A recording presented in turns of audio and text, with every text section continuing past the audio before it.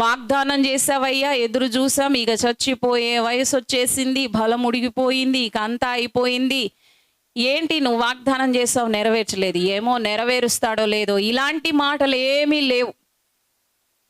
ఆ వాగ్దాన ఫలం అనుభవింపకపోయినను వారేమీ బాధపడలేదు, కానీ నిరీక్షణతో అదే ఆశతో దేవుడు వారి కొరకు ఏర్పాటు చేసిన దానిని చూడగలిగిన వారై, చూసిన వారై విశ్వాసముతో వారు మృతి పొందారని. అంతేకాకుండా వారు ఈ భూమి మీద ధనవంతులుగా ఉన్నారు, సమృద్ధి కలిగిన వారుగా ఉన్నారు.